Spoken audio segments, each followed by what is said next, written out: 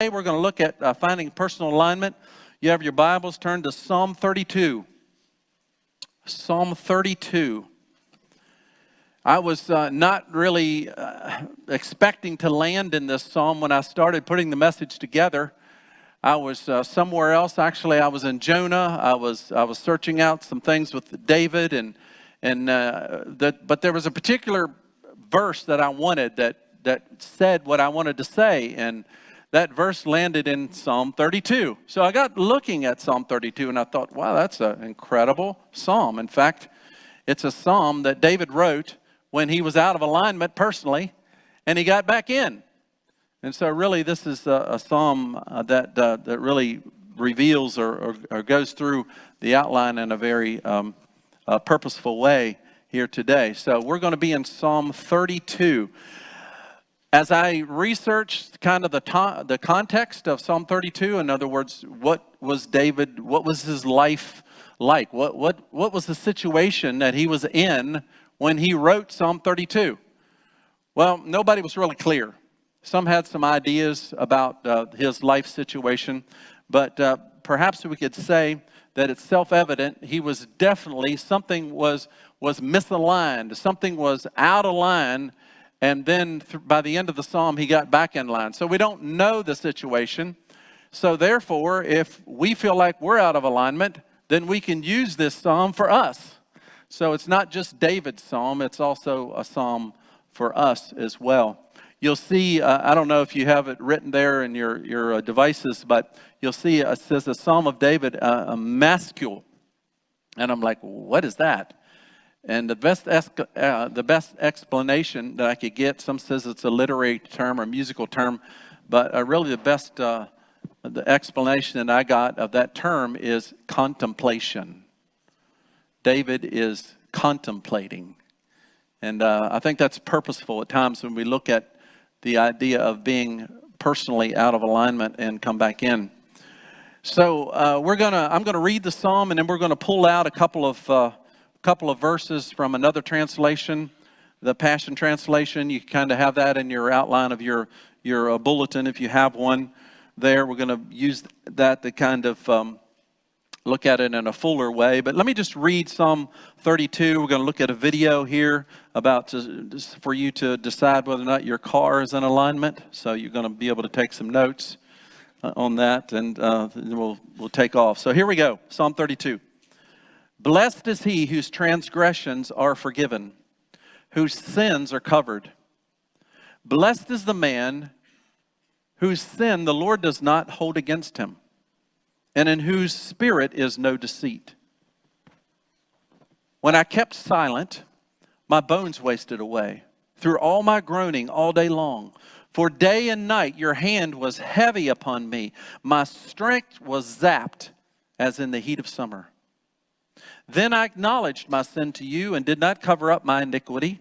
I said, I will confess my transgression to the Lord, and you forgave the guilt of my sin. Therefore, let everyone who is godly pray to you while you may be found.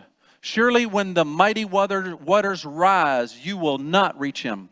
You are my hiding place. You will protect me from trouble and surround me with songs of deliverance. I will instruct you and teach you in the way that you should go. I will counsel you and watch over you. Do not be like the horse or the mule, which have no understanding, but must be controlled by bit and bridle, or they will not come to you. Many are the woes of the wicked, but the Lord's unfailing love surrounds the man who trusts in him. Rejoice in the Lord and be glad, you righteous. Sing, all you are upright in heart. So David, again, writes here about he was carrying some type of matter in his heart, and yet he realized he was out of alignment. He came in alignment. And then he began to rejoice as a human being, as an individual. Well, as I said, I was thinking about when I hear the word alignment, my thoughts, just maybe being a man taking care of the vehicles, just goes to the place of saying, well, our cars need to be in alignment. And if you've ever gotten a front end alignment or your car or something out, you realize it's a process. You have to take it in. It's technical, but you get it out, and hopefully it works better than when you took it in. So We start out with what are the signs that reveal personal misalignment? What are the signs that reveal personal misalignment? David in Psalm 32 verse 3 in the Passion Translation, he says this. He says, before I confessed my sins, I kept it all inside. My dishonesty devastated my inner life, causing my life to be filled with frustration, irrepressible anguish, and misery. Wow, that says it pretty clear, doesn't it? When things are out of alignment internally, he says, that's what I experienced.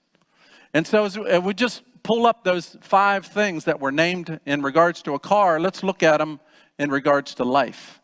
First of all, it says that we were pulling either to the left or to the right. We're actually holding the car, but it's going one way or the other. How does that equate to life? I thought immediately about Romans 7.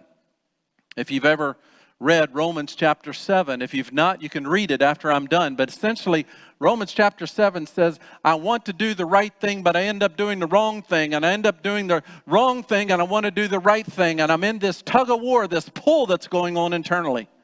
That's what he says in Romans chapter 7. And so when we think we're going straight and we're going to the left or to the right, that's what's happening in our life. That we're actually in that struggle, wanting to do the right thing, knowing what the right thing is, and yet end up doing the wrong thing. Or we're doing the wrong thing, knowing what the right thing is.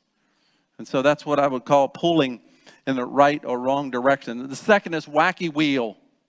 I love that, wacky wheel. And what I would attribute, if we have wacky wheel misalignment in our life, is that nobody listens to us unless we raise our voice. Or we have to get angry in order to get people's attention. Or we have to have a pity party in order to get some mercy. I think that's called wacky wheel. Something's out of alignment in our life if we have to go to those kind of measures in order to communicate rather than just communicate with one another in the way that we ordinarily would. Now you're getting quiet. Let's move on then. Uneven tread wear. What would uneven tread wear liken to our being out of personal alignment? I would say that you become 2 different people. At work, you're a person. At church, you're a person. At home, you're one person. When you're with your friends, you're an entirely different person. See, on a tire, you're out of alignment when you got one side that's worn down and the other side's still good. And so you actually, when you're out of alignment personally, you become 2 different people. You're not the same person in every place. You become a different individual in that setting than you are in another setting. And that means that something is out of alignment personally in your life. The next one is return wheel. That after you turn, you just kind of let go and it comes back to zero. It comes back to the middle. So if our life is out of alignment, that it doesn't come back to zero, what does that mean? It means that after you've had something go wrong in your life, do you forgive yourself or forgive others and move forward, or do you stay in the grudge factor? Do you stay in that offense? Do you hang on to that offense, and do you stay in that grudgy place and not let the wheel go back to zero and go forward and straight, but instead you stay in that place where you just say, I'm going to hang on to this offense a while. I'm going to hang on to this grudge a while. And that doesn't allow your wheel to turn back to normal and go straight again. Are you prone to being that kind of person? If so, those are some signs that you're out of alignment personally. And then finally, shaky wheel. What does shaky wheel have to do? I would call a shaky wheel is that, you know, in the example, the road, the road was smooth, but the wheel was still shaking. And I would call a shaky wheel person as somebody that's finding something wrong with everything when really nothing's wrong. They just find everything wrong with life or what could go wrong or what will go wrong when nothing's going wrong. Nothing's perceived to go wrong. Nothing's expected to go wrong, but they're just finding something wrong. That's a wacky wheel life.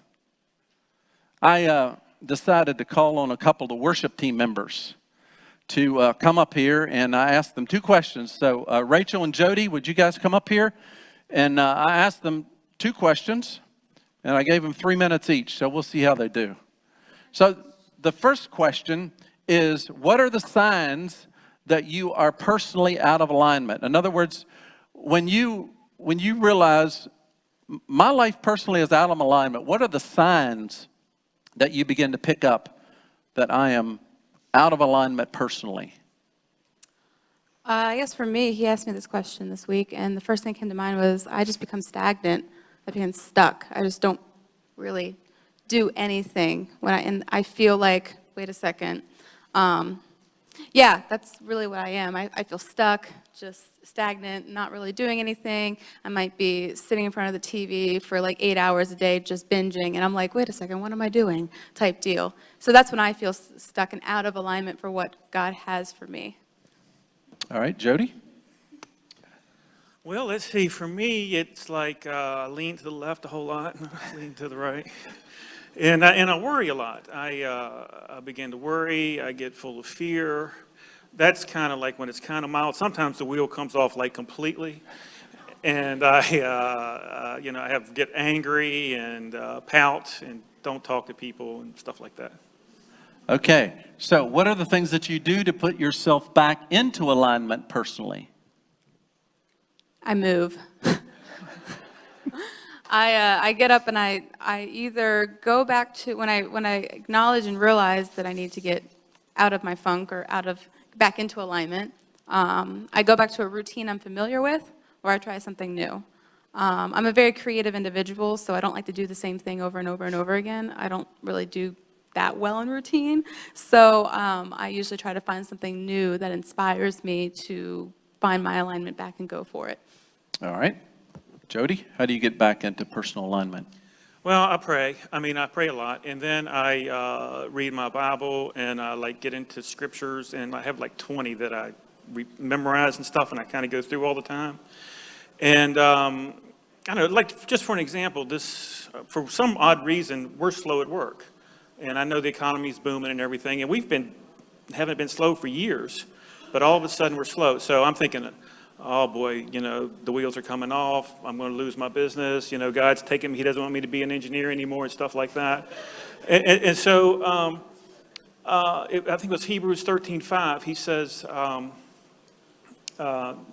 do not let your don't keep your lives free from the love of money, and be content with what you have, because God has said, never will I leave you, never will I forsake you. And I know that. It's just that I've got to believe it and walk in it. And I think prayer and spending that time.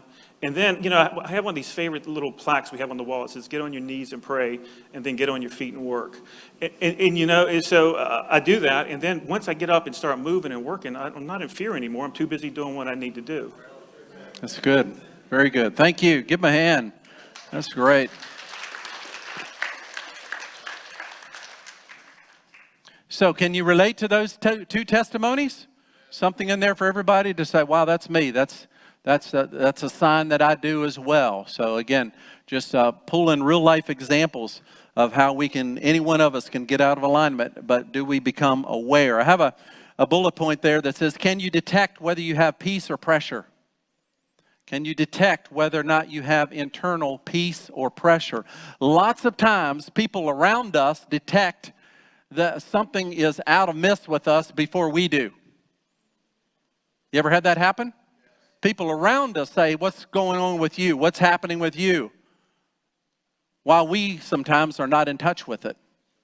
The question is, can we grow to the point where we're in touch with it? And when they say, something's the matter with you, that we go, oh yeah, it really is. I need to get lined up again, rather than, what are you talking about? Get out of here. You're nuts, I've gone through that. Actually, when Wanda and I were in seminary and school together, I was learning about the Holy Spirit and the gifts of the Holy Spirit. And one of those gifts is to have a prayer language, to speak in tongues. And so I decided, I'm going to practice this in my prayer life and my personal time. So I did. I would just pray in my prayer language. And after about a week of that, Wanda looked over at me and she said, what's going on with you? And I was like, what do you mean? She said, you're just different. It was in a good way. You're just different. And I said, well, the only thing I changed, I've been practicing this. She said, well, it must be working because I can tell a difference. And so it wasn't that I could tell a difference, but somebody around me could tell a difference that something was happening in my life. I remember also our previous office manager, her husband was out of work for about 4 months. It was a government contract, and so they didn't know when he would get a job again. And things got pretty intense around their house, and she would come to work, and I would see that on her. And then she was in a small group, and that small group was going through this course called Crash the Chatterbox. Some of you have gone through it as well. And Crash the Chatterbox is all about what you think in your mind. And so as she was going through that in her small group, she began to say, wait a minute, I'm crashing my life. I need to crash my mind with God thoughts. And she began to put into practice what was taught in that course. And I knew remotely that they were going through this, but I wasn't in touch with what the lessons were. I just noticed she came to work one day, and all of a sudden she's singing, she's happy, and she has a whole different outlook on the day's life than previous week. And I asked her, I said, what's going on with you? And she said, oh, we're going through Crash the Chatterbox, and I'm starting to practice what we've been taught, and it's making a big difference in my life. You see, we do get into places where things happen in life and it tries to pull us out of alignment personally. And we have to recognize it. Do I have inner peace or do I have inner pressure? See, we're all going to have pressure in our life or stress. It's all going to happen all the time. The question is, who's in the center of our life? Is the pressure in the center or the peace? And when we're out of alignment, the pressure's in the center. And the peace is out there that we want to reach for and just can't grasp. But when the peace is in the center, then the pressure's out there around and it can bounce off of us because the peace is greater. That's what it means to be in personal alignment. Number 2, you have to be willing not only to see the signs, you have to be willing to ask the question, how did I get here? How did I get here? I mean, obviously with Rachel and Jody, I asked them the question, okay, these are the signs that you're out of personal alignment, but then I asked them, what do you do to get back in? And in order to do that, they probably went through a thought process of saying, well, how did I get here? And then they realized that they were starting to entertain thoughts that maybe came from situations or things that weren't going well, and they realized, wait a minute, I'm out of alignment. How did I get here? And you begin to assess how you got there and then to put the different things into practice. Let me read Psalm 32:5 out of the Passion Translation. This is David again talking. He said, then I finally admitted to you all my sins, refusing to hide any longer. I said, my life-giving God, I will openly acknowledge my evil actions. And you forgave me all at once. The guilt of my sin washed away and my pain disappeared. What a great ending. David said, I gave up, I gave over, and I allowed God to come in and line me up and clean me up. And so David, again, personally was out of alignment, and then he realized, wait a minute, I need God back in the center of my life. I name 3 things there that can actually, in life, put us out. The first one I name is a pothole. Obviously, that's related to cars, driving, get us out of alignment. I come about 2 miles, 3 miles to work, and on the route to and from, I know where the potholes are. And I try to miss them every time. And there's one pothole that you cannot miss unless you go in the other lane. I mean, you just can't get around it. You're going to hit it. And so sometimes it frustrates me, but then I just realize, well, I guess we need to pay more taxes or get more people to work, so they fix the potholes. But they're just there. And so, potholes at life, again, they can jolt us out of alignment. So what is a pothole? If I could say one word, what a pothole is, it relates to expectations. Expectations. Either you have expectations of yourself that you didn't meet, or you have expectations of someone else that didn't meet, or you have expectations of the timing of God that didn't happen when you thought it would. So potholes really boil down to expectations. Think about it. Ponder that. Maybe talk about it over lunch, expectations. The second thing that I bring out is to question our protection. That we begin to question our protection. Do you know that God set you in a family? And I realize that we all have different families and different things happen in our families. I'm not talking about having a perfect family, but God set you in that family for protection. And I understand there's all kinds of abuse and things that are happening in our families today. But originally, God put you in a family for protection and purpose. And then if we don't find that in our natural family, He puts you in spiritual families called the church that is supposed to protect us and watch over us as well. And if that's not happening, some of you might think I'm off my rocker, but actually the government is supposed to add a protection to our life. Now, whether it does or not, and some of us question that today and wonder where we're going. But originally God designed, if you read in Scripture, God designed government, civil government, to be a protection for us. And oftentimes we don't realize that. And we run from our protections. Let me read verse 6 and 7 here, what David said. Therefore, everyone who is godly, pray to you while he may be found. Surely when the mighty waters rise, they will not reach him. You are my hiding place. You will protect me from trouble and surround me with songs of deliverance. See, that's right after David gave up and allowed God to align him personally. He realized the protections that God had for him. God was a hiding place. God would put him above the waters. God would surround him with songs of deliverance. And so David is recognizing, after he came into personal alignment, all these protections that God had available for him that he didn't see before. In fact, he was running away from those protections. And then finally, we just go our own way. That can happen to any one of us. We just go our own way. And we begin to need to stop and ask, how did I get here? Because I went my own way. That's the time where we need to pause. And all of us have our own way means different things.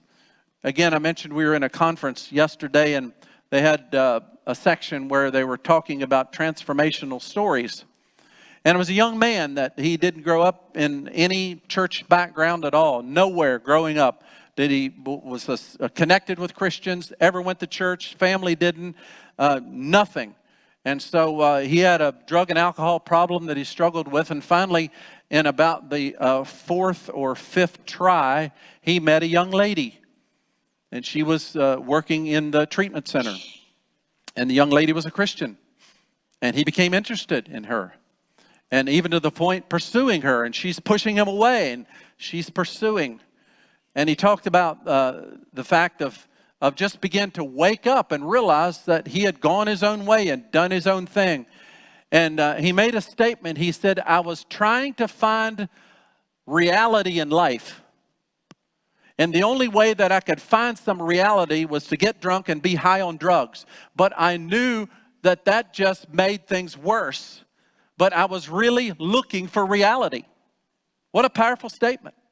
He was looking for reality, and that's the only things that they could have any substance that he thought was reality. And then he was introduced to Jesus. And his whole world changed when he found out what true reality was. And then he talked about his struggle. Even after meeting Jesus and receiving Jesus into his life, he still struggled with alcohol and drugs. And it wasn't to the place that he came to and he said, I need mentors in my life. And he went to the pastor and he went to his wife that was getting ready to leave him. He went to his wife's father and went to the youth leader and said, you have to mentor me out of this. You see, he was trying to do it on his own. He was trying to even still do it on his own after receiving Jesus. And he got those mentors in his life and now he's victorious. And he has an amazing, his marriage came back together and he gave a very powerful testimony. And so maybe you and I don't have those kinds of problems, but we still have those kinds of attitudes of I'm just going to do this on my own. And in doing so, we get out of personal alignment. Number 3, decide that the personal alignment is more rewarding and the least costly. It's the most rewarding to get an alignment with God. It's the least costly. You get out of alignment with God, it's cost you way more than what you think. Listen what David says in verse 8 and 9. I'm going to read from 8 and 9 in the NIV and then jump to the Passion. He says, 8 and 9, I will instruct you and teach you. I will instruct you and teach you in the way that you should go. I will counsel you and watch over you. Do not be like a horse or a mule, which have no understanding, but must be controlled by bit and bridle, or they will not come to you. Listen what he says in the Passion. He says, I hear the Lord saying, I will stay close to you, instructing and guiding you along the pathway for your life. I will advise you along the way and lead you forth with my eyes as your guide. So don't make it difficult.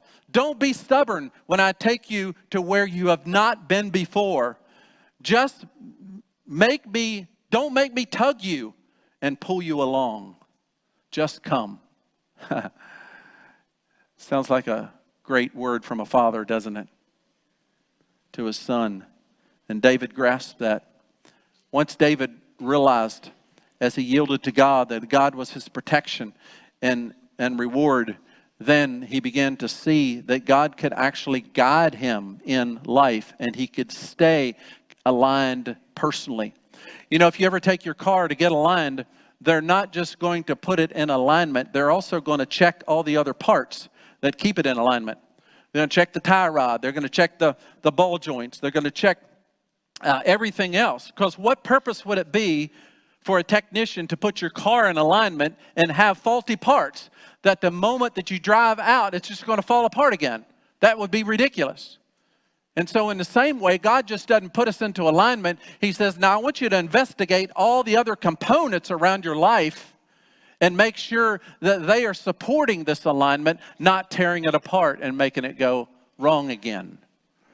And so David realized that God could guide him and lead him and bring him forward, that all the parts around his life, that he could trust the Lord. Now I come back to this statement I made earlier. Inner peace is greater than outer pressure. Inner peace is greater than outer pressure. Verse 7, you are my hiding place. You will protect me from trouble and surround me with songs of deliverance. And so David, again, is recognizing that when he's in personal alignment, he has the inner peace, no matter what the pressure is around him or outside of him. Then we get to 4. Here's the 4th characteristic of coming into or finding personal alignment. Learn to discern when you're coming out and come back in. Simple as that. David concludes there in Psalm 32. He says, so my conclusion is this, the Passion Translation. Many are the sorrows and frustration of those who don't come clean with God. But when you trust in the Lord for forgiveness, His wraparound love will surround you. What a great translation. His wraparound love will surround you. See, David is beginning to realize that he can detect when he's getting out of alignment before the wheels fall off, or before he's beside of the interstate and the axle has come out. That he's realizing that he can detect something's not right by the signs that we saw in the video. Something's not right. I need to take it to get in alignment. I want to drive my car in to get it aligned rather than have it pushed in or towed in. And so the fact is that either way, you can still get an alignment, whether you drive it in the bay or whether it gets pushed in the bay. God will still fix you up. He'll repair the parts that are needed, and He'll put you into personal alignment. And David said, it feels like God is wrapping His love around me. And so the bullet point I have there is we need to have regular moments of inspection. It's a must. Regular moments of inspection. And David had that. I'm going to reference another psalm that David wrote, Psalm 139. And the last 2 verses of Psalm 139 is what I would call a moment of inspection. And you and I would be wise to say this prayer maybe once a day, maybe before you go to bed, maybe when you wake up in the morning. But you and I would be wise to keep this prayer in mind. Many of you have heard this. Some of you haven't, but here it is. David says this. It's really an alignment prayer. David says this: search me, O God, and know my heart. Test me and know my anxious thoughts. See if there's any offensive way in me, and lead me in the way everlasting. What a great prayer. God, you look into my heart, because I don't know that I can see what you see. But I give you permission to, if I'm getting out of alignment personally, God, bring me back. Bring me back to center. Bring me back to smooth. Bring me back to straight, because that's the way I want to live. David is saying, God, you have permission to search me. You know me. You know my anxious thoughts. You can test it out. Bring it before me. Show me in the right way to go. And I'll walk in it, because it's the best way. It's the most rewarding way to live. Heard a testimony about a pastor that for 20 years experienced debilitating migraine headaches. He said it was terrible. It affected his, fathering his family and pastoring his church. He said for 20 years that he was just, these migraines would come upon him. He said, I did it all. I did food modification. I did stress management. I did breathing techniques, cold presses, massage therapy, beta blockers, Imitrex, aspirin, Aleve, Excederins, migraine, I can't even pronounce these medicines he was on, Mandarin and Zoming, and more. He said he did it all. Nothing was working. A friend of his, close friend of his, happened to be at a chiropractor's office. And as they were at the chiropractor's office, that close friend, knowing all this person had been through for 20 years, suddenly got a revelation from God. It's a chiropractic issue. And so called him and brought him out. And the chiropractor went down his spine and basically said, your spine is out of alignment. And here's where it is. And through a process of massaging that spine back into alignment, that was pressing the nerves, that was pressing the communication, the spine came into alignment. And he said, now for the past, I don't know when he wrote the article till now, but he said, I've only had just a very few migraines. They've almost disappeared because my spine came back into alignment. You see, of all these 5 messages coming up, and this is the first one, this is probably the most important. It's probably the thumb. The thumb touches each finger. These fingers don't work to touch but the thumb, your personal alignment will impact your relational alignment. Your personal alignment will impact your social alignment. Your personal alignment will impact your financial alignment.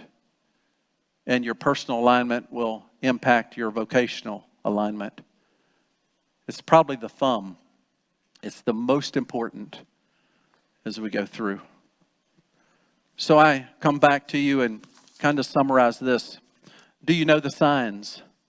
Do you have signs in your life that you're out of personal alignment? It didn't take David long to get back in. He didn't fast for 40 days and beat himself up. No, he just decided, wait a minute, I've kept this in. It's destroying my body. It's destroying those around me. I just need to confess to the Lord and be forgiven.